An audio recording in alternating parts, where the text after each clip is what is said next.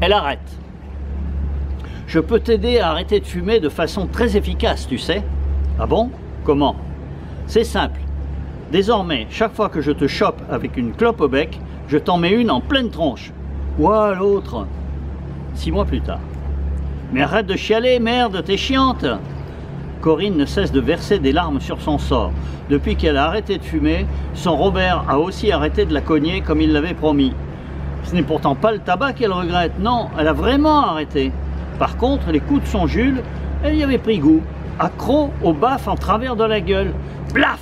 Elle adore. Ouh! Mais ta gueule à la fin, tiens, plaf!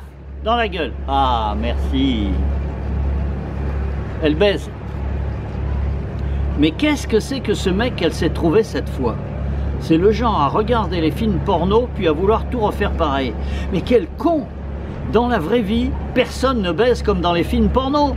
C'est comme les ados de banlieue, il s'en est tapé un jour. Il avait vu 1 ou 2 films cochons à la télé et il croyait qu'à la fin, il devait se branler devant elle au lieu d'éjaculer à l'intérieur. N'importe quoi. Les puritains ont raison, le porno fait vraiment des ravages. Les filles jeunes se contorsionnent aussi pareil que les salopes professionnelles. Elles poussent les mêmes cris comme les comédiens qui font de la post-synchro. C'est un copain qui lui a expliqué ça.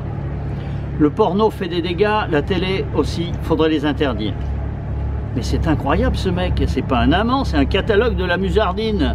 Il passe en revue, page par page, son manuel du bon baiser et lui fait tous les trucs à tour de rôle, 1 minute chacun. Un sextoy grandeur nature. Bon. Là, c'est le chapitre les chouilles. Il lui a fait les orteils à gauche puis à droite. Et mec, il y en a 10, t'en as oublié.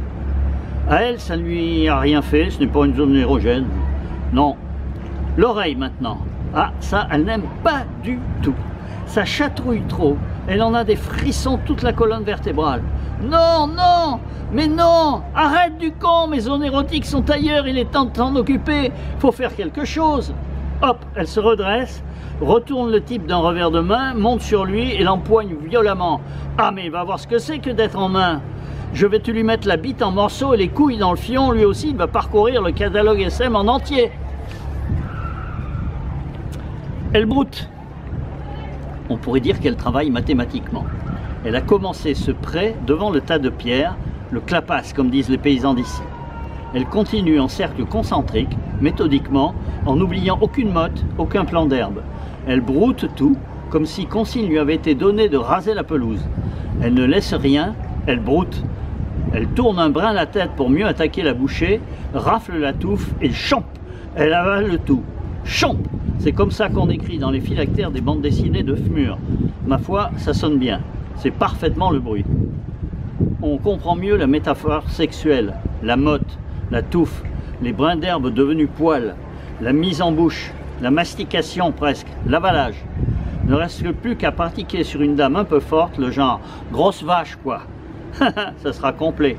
Oui, oui, j'exagère, j'exagère. Elle communie. Le bois du banc fait mal aux genoux. Ça les rend cagneux à force. Elle se dandine sans se douter que ses fesses remuent et comme elle les a tournées vers le reste des fidèles, les jeunes gens matent comme des malades.